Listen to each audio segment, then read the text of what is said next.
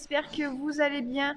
Première vidéo de cette nouvelle année 2023, donc je vous souhaite vraiment une excellente année, qu'elle soit remplie de bonheur avec surtout une très bonne santé, c'est le plus important, que vos projets se réalisent, se concrétisent, voilà, beaucoup de positifs pour vous et merci de me suivre sur YouTube. Ça fait pas longtemps là que je me suis lancée et vous êtes nombreux à me suivre un peu chaque jour et ça me fait vraiment très plaisir. Donc dans cette nouvelle vidéo, vous allez voir la sortie du fumier qui s'est faite il y a un peu plus d'un mois et vous verrez aussi l'installation des nouveaux enrichissements pour les chèvres. Donc je vous souhaite un bon visionnage. Bon, ce matin c'est sorti du fumier parce que comme vous pouvez le voir, il y en a quand même une bonne épaisseur. Voilà, là c'est au niveau de la marche et à partir du moment où ça atteint la marche, là quand même il y en a un peu trop et aussi après quand je veux purger donc mes abreuvoirs pour les nettoyer, c'est un peu la galère parce que du coup il y a le fumier et je peux pas faire comme je veux. Donc le fumier on le sort tous les 3-4 mois environ, tout simplement parce que après il y en a trop. Ça fait un peu trop aussi de microbes et tout, donc pour le lait c'est pas terrible, ça peut aussi emmener des cellules. Et puis après le problème c'est qu'elles ne se tiennent absolument pas propres, même si on paille tous les 2 jours, déjà le lendemain, là ça commençait à être sale, et puis elles sont quand même assez nombreuses dans les lots, elles sont entre 40 et 50, donc après il est temps de sortir le fumier. Donc là mon copain a été vidé la première remorque, on va continuer, et cet après-midi on fera le deuxième lot, donc là c'est les 2 lots de lactation longue qu'on est en train de curer le fumier du coup. Donc du temps les chèvres elles sont dans l'aire d'attente. Et après il faut nettoyer du coup l'aire d'attente et je la nettoie aussi entre chaque lot parce que sinon le deuxième lot ne veut pas rentrer dans l'aire d'attente parce que c'est trop sale. Voilà, donc elles sont ici. Au niveau des portails là-bas, pour aller sur le quai de la salle de traite, il y a des bâtons et des planches en travers parce que sinon elles vont toutes sur le quai après et elles me mettent tout sale.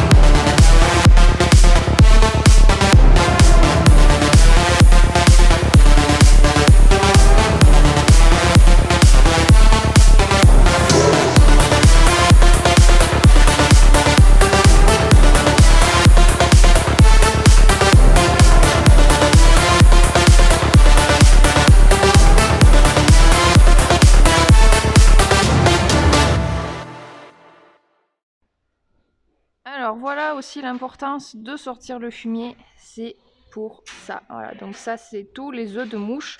Donc là j'ai essayé d'en enlever quand même un maximum. Il y en a beaucoup le long en fait, des lots. Il n'y en a pas au milieu parce qu'au milieu les chèvres elles piétinent beaucoup. Et sur les côtés elles n'y vont pas forcément. Et c'est là en fait où les mouches pondent et où après il y a les œufs qui éclosent. Donc voilà, c'est très important aussi de sortir le fumier pour ça.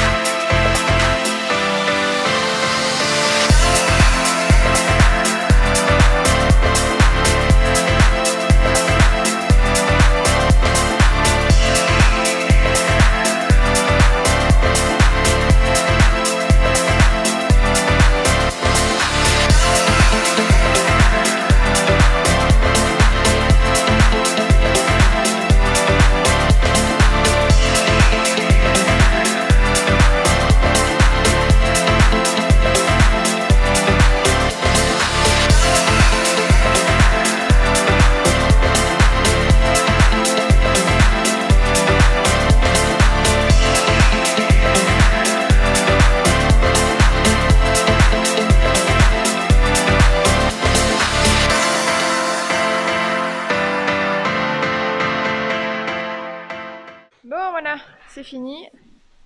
Elles n'ont pas l'air malheureuses, hein, bien au contraire. Elles sont bien là. Dans un lit tout propre. Donc du coup cet après-midi, on fait celle-ci.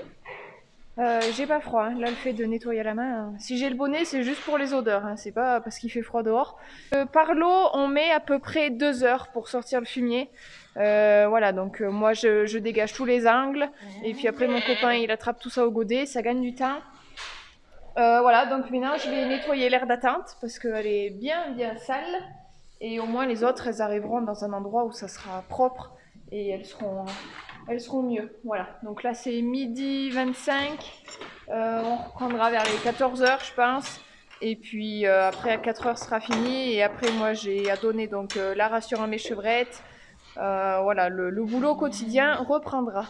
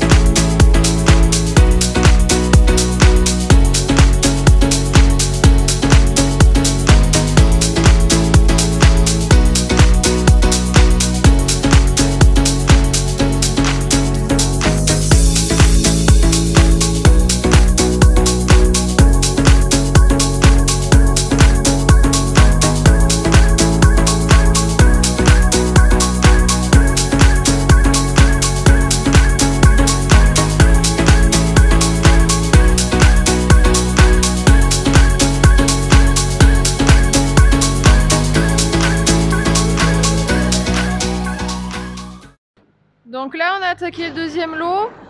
Donc celui-là vraiment très sale. Il y avait vraiment besoin, encore plus que l'autre, j'ai peur.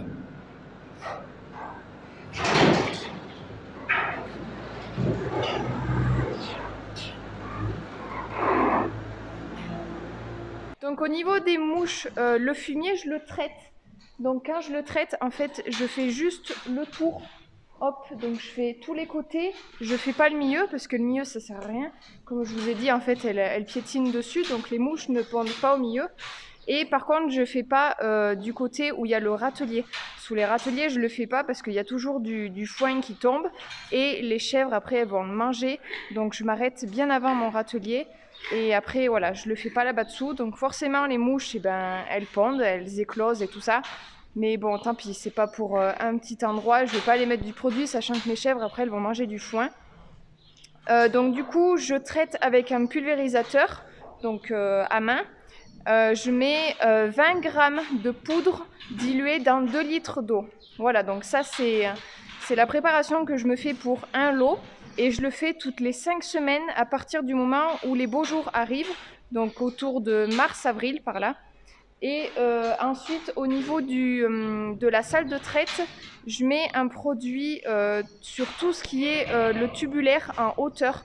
Voilà, en fait, je badigeonne tout mon tubulaire d'un produit qui est déjà prêt à l'emploi. Le produit, ça fait un peu collant, pâteux. Et les mouches, ça les attire, elles le mangent et elles meurent. Voilà. Et j'ai aussi le ruban englué qui est tout autour, donc au-dessus la fosse de traite. Vous avez dû le voir dans la première vidéo. Et ensuite, au niveau du fumier, on le composte et on le met dans un champ qui est un peu plus loin de la chèvrerie. Voilà, on ne le met pas à côté de la chèvrerie parce qu'il ne faut pas le stocker à côté du bâtiment, déjà pour les odeurs et puis aussi pour les mouches. Voilà, tout simplement.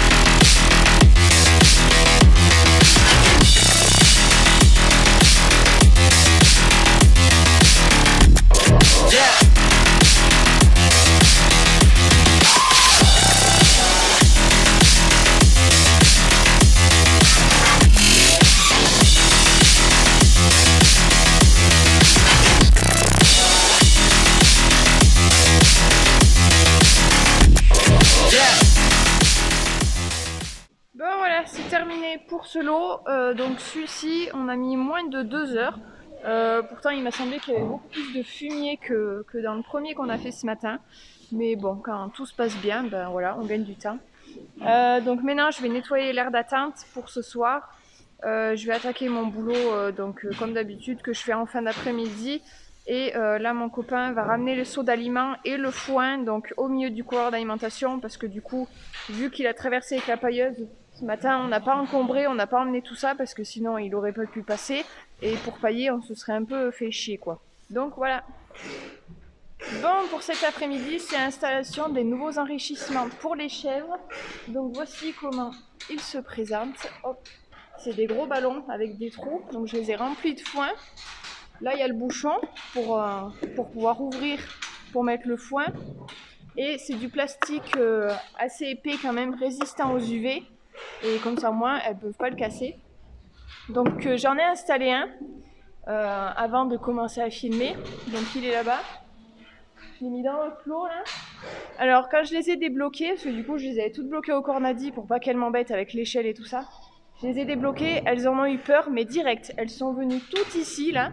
Elles sont toutes venues là. Et là je pense que tout doucement elles vont commencer à s'habituer au fait qu'il y a un ballon rose dans leur air paillé. Voilà, donc en fait j'installe de temps en temps des nouveaux enrichissements tout simplement pour les divertir. Depuis 2018 elles ont les brosses, donc il y en a une dans chaque lot. Et les pneus, si des fois vous vous posez la question, ça peut faire pour enrichissement, mais c'est surtout aussi quand je fais des cures de poudre d'argile et de bicarbonate. Voilà, de temps en temps je leur fais des cures, ça leur fait du bien et ça évite qu'elles mettent les pieds dedans ou qu'elles le gaspillent si je le mets dans un seau ou autre. Voilà, donc les pneus ils servent à ça. Donc à la base ces ballons c'est pour les chevaux, je les ai commandés sur internet. Et c'est pour éviter en fait qu'ils fassent glouton. Voilà, en fait ça s'appelle des balles anti-glouton. Voilà, donc moi je m'en sers pour mes chèvres parce que j'ai déjà vu sur les réseaux des personnes qui les utilisaient pour leurs chèvres. Et je me suis dit ça pourrait être pas mal pour les miennes, étant donné qu'elles ont pas grand chose entre guillemets pour se divertir. Donc du coup voilà, je pense que tout doucement elles vont s'habituer, elles vont apprécier et on verra bien.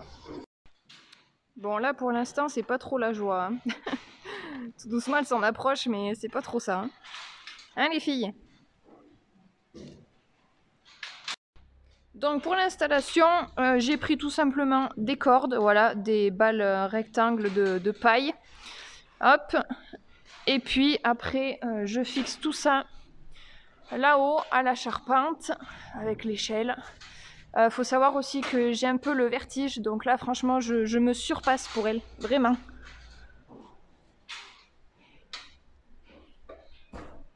Tac.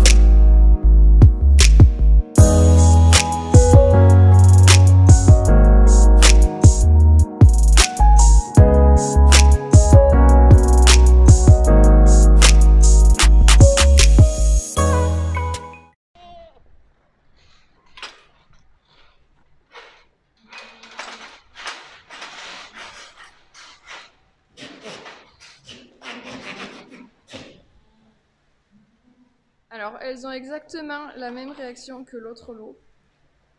Donc voilà, là elles vont essayer d'aller voir ce que c'est. Mais vraiment, elles sont pas rassurées là. En plus, il tourne tout seul, le ballon. N'ayez pas peur les filles, hein. Dedans il y a du foin, mais à mon avis le foin il va rester longtemps dedans.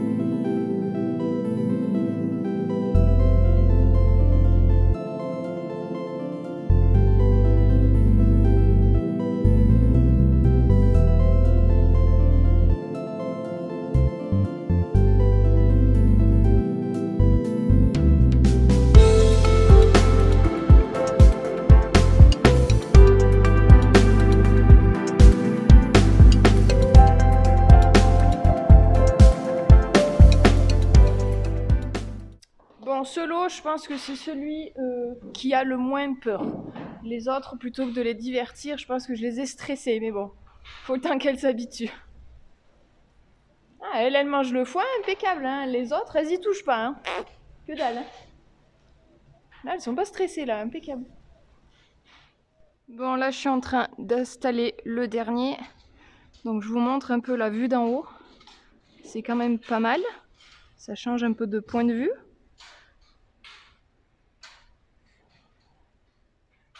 Hop. Donc ici, elles mangent. Je leur ai donné leur ration de farine et de tourteau. Et puis voilà. Bon, là-bas, elles y touchent pas. Elles ont vraiment pas envie. Là où elles jouent pas mal. Et ici, ouais, ça attaque. Bon, voilà, l'installation est terminée. Les ballons sont dans tous les lots. Je vous mets dans la description le lien du site là où je les ai commandés.